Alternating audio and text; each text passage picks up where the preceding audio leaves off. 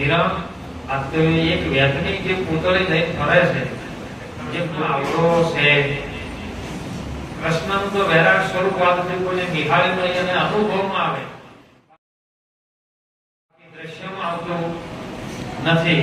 તારો કૃષ્ણ આવો ન હોય. કૃષ્ણ તો જગતની રચના કરનારો છે. કૃષ્ણ તો ગીતાનું જ્ઞાન પ્રગટ કરવા વાળો છે. કૃષ્ણ તો મનુ સૂર્ય વાત કરવા વાળો છે. અરે 33 કરોડ દેવી દેવતા એની અંદરથી પ્રગટ થાય છે ને એની અંદર વિલય થાય. આવો મહાપુરુષ છે. તો કે એવો મહાપુરુષ મારે જોવો હોય અને એનું દર્શન કરવું હોય,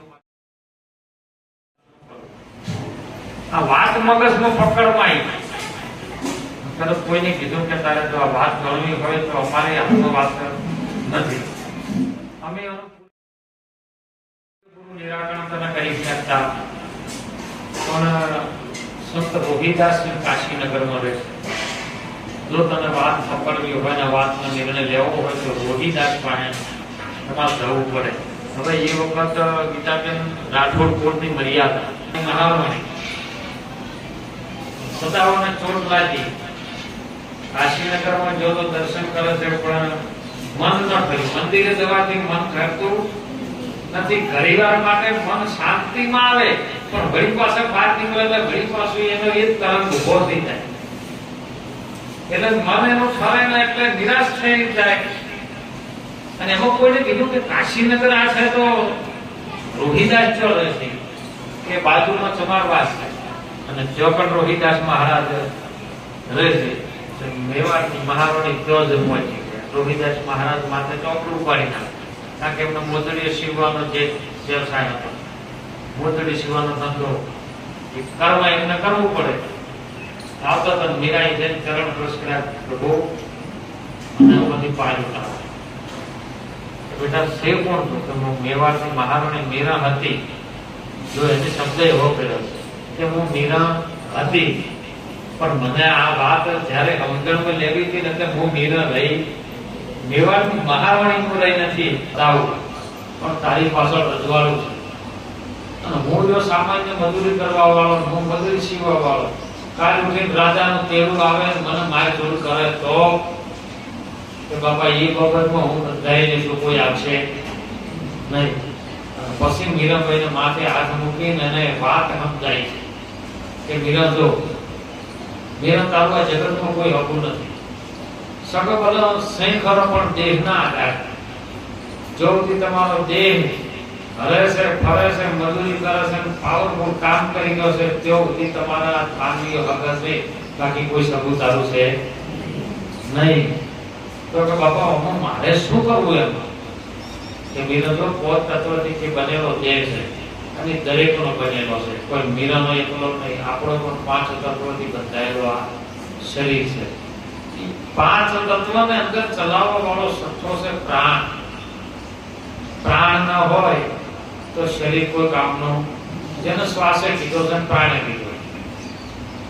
પ્રાણે અઢી અક્ષર છે, શ્વાસે અઢી અક્ષર છે, જન્મ અઢી અક્ષર છે અને મૃત્યુ અઢી અક્ષર છે, લગ્ન અઢી અક્ષર છે. આ બધા અઢી અક્ષર ના એટલે કબીર સાહેબ નું એમાં પ્રમાણ આપ્યું કે પોતા પટી પંડિત ભયા પંડિત ન હુઆ કોઈ. ઘણા પોતા પટી ના છે, ચોપડી પુસ્તક બધું બેસી નાખ્યું ખરું, પણ પંડિત થયા નહીં. પોતા પડી પંડિત ભયા પંડિત હુઆ ના કોઈ. જાય અક્ષર જમે પ્રેમ નો જાય સોહી પંડિત હોય. પ્રેમ રસે સોહી મેરો ભાઈ પીવે સો અમર હોય. પ્રેમ. અને એ મીરાબાઈને રોહિદાસે કીધું કે સ્વાદ ચાલે છે એટલી ઘડા સત્ય નામનું ભજન કર્યું. બીજું કોઈ કરવાનું. બીજું તું જે કરે છે એ તો તારા દેહની જે 14 ઇન્દ્રિયો છે, અને 14 ઇન્દ્રિયો શરીરના સાથે સંકળાયેલી છે. 5 કર્મ ઇન્દ્રિયો છે, 5 જ્ઞાન ઇન્દ્રિયો છે અને 4 આપણા અંતઃકરણની ઇન્દ્રિયો. હવે જ્ઞાન ઇન્દ્રિયો કદાચ જ્ઞાનમાં રહે તો સારું, પણ જે કર્મ ઇન્દ્રિયો છે એ કર્મ કર્યા વગર એનો છૂટકો.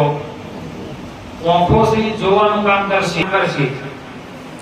પછી જે આપણા શરીરથી મળમૂત્રનો વિકરણનો જે નાશ કરે છે એ એનું કામ ઇન્દ્રિય કરે જ છે. કાનોથી સાંભળવાનું જે કામ કરે છે કાનની ઇન્દ્રિય કામ કરે છે.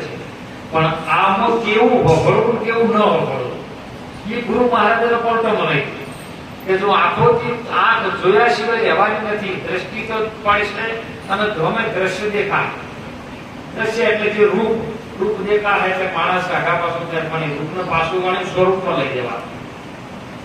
રૂપ જોવે ખરું પણ રૂપમાં સ્વરૂપ જોઈ જાય. કારણ કે કોઈ પણ શરીરની આંખોની અંદર તમે આંખોથી આંખો મિલાવો ને આંખ દર્પણ ને એટલે હોમેદાની આંખો તમે શું સમય લોકો હોમે આ એકનું એક જ છે પણ પ્રતિબિંબ કર્યું છે. ઘાટ ઘડાનો છે શરીર રૂપી જે ઘાટ ઘડાનો છે એટલે અંગે જુદું જુદું લાગે.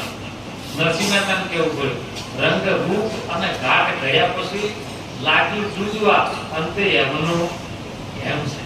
સોનું સોનું જ છે પણ ઘાટ ઘડાયા પછી અલગ અલગ દાગીના બની ગયા. એમ મનુષ્ય રૂપી જે ઘાટ ઘડ્યો એમાં અલગ અલગ દાગીના બની ગયા.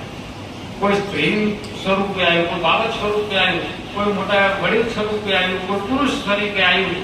આમ ઘાટ ઘડ્યા પછી તમને જુદું જુદું લાગવા પણ બધાની અંદર તત્વ એક જ રહેલું છે એ છે આત્મા.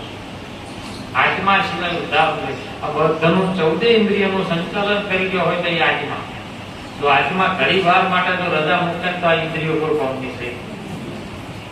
તમારે નક્કી થયું છે કે મારે પાલડી આશ્રમમાં જવું છે પણ એ નિર્ણય મન સંકલ્પમાં હતો. સંકલ્પ એટલે એક દ્રષ્ટા એક વિશ્વાસ ઉપર દ્રષ્ટિ ઉપર હતું એટલે તરત પાલડી આવી જાય. પણ જો સંકલ્પમાંથી મન વિકલ્પમાં જતું રહ્યું હોત નહીં તો ત્યાં જ નહીં અવાય. બસ આ બે માર્ગ છે સંકલ્પ અને વિકલ્પ. જો સંકલ્પમાં નિષ્ઠામાં આવી જાય તો તમારું ધારવું મન કરી શકે. એટલે નિરાત મહારાજે એની અંદર પ્રમાણ આપી દીધું મન તું તારા ઠેકાણે હરીને ઠેરાય બીજો નથી બોલતો. મન છે દરિયાની લહેરી સમાન. જો સમય જાય તો સમંદર દર્શાય. જે લહેરી ઉપરી છે જળની જ છે પણ એને ઉપાડવા વાળો પવન છે.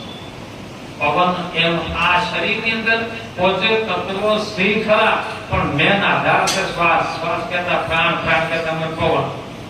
આ પવન જો ચાલે છે પવનનો સ્તંભ છે વચ્ચે હોય. એ શરીરના બે ભાગ છે. કોઈ પણ સ્ત્રીના શરીરમાં પુરુષનો ભાગ અને પુરુષના શરીરમાં સ્ત્રીનો ભાગ અડધો અડધ છે. કોઈ જુદું સ્ત્રી પુરુષ કોઈ કહી શકે. આ એક રૂપી જાતિ ઓળખવા માટે જેને માં સ્વરૂપે આવે છે પિતા સ્વરૂપે. બાકી ભગવાનના જે સ્વરૂપમાં છે કોઈ આગળ પાછું થતું નથી. આત્માના સ્વરૂપમાં કોઈ છે જ નહીં બીજું. નર કે નારી એના સ્વરૂપમાં છે પણ એના અંદરથી નીકળેલું આ ગતિ નર ને નારી રૂપે આવે. એટલે કેવું પડ્યું તમે માતા તમે પિતા, સખાય તમે બંધવાય તમે. તને મિત્ર ગણો તો તું છે, મારો ભાઈ ગણો તો તું છે, મા ગણો તો તું છે, પિતા ગણો તો વિદ્યા સ્વરૂપે સરસ્વતી દ્વારા આવીને જે તું આવે છે એ પણ તું છે, બીજો કોઈ છે નહીં. અને મીરાબાઈ નાની વાત જોન કરી કે મીરા 5 તત્વનું તો છૂટા મૂકી ગયો. 5 તત્વો તો કાર્યો કરવા વાળો અને તો તારા વડે કાર્યો કરે. પણ સઠો પ્રાણ છે ને એનાથી ભજન કરી લે. જ્યાં સુધી આ શરીર સાધન છે ત્યાં સુધી ભજન કરી લે. ભજન કોનું કરવું કે બાપુ? તો મીરાબાઈને રોહિત કરી લે એક સત્ય નામનું ભજન. સત્યથી બીજું કોઈ આકર્ષે તો સત્ય એવું છે શું? પછી આ નક્કી કરવાનું હોય. સત્ય એવું છે શું? તો સત્ય છે એ 5 ભૂતોથી બધાયેલું શરીર. શરીરથી અંદર પ્રાણ છે, મન છે, બુદ્ધિ છે, અહંકાર છે, ચિત્ત છે, બધી ઇન્દ્રિયો છે. પણ આ તમામ સંચાલનનું કાર્ય કરવા વાળો જે આત્મા છે એ આત્મા તમે જો એ જ નક્કી આપણા થાય. આત્માથી બીજું કોઈ સત્ય છે. અને આત્મા જયારે પોતાના સ્વરૂપમાં મળી જાય એટલે પરમાત્માના સ્વરૂપમાં મળે. આત્મા જોડી ન શકે, પરમાત્મામાં લીન થઈ જાય. જેમ દરિયાની અંદર નદી ગોડી થઈને પાણી જતું હોય નદીમાં, પણ દરિયામાં જ્યાં પછી નદી ન ઓળખી ન શકે હું દરિયા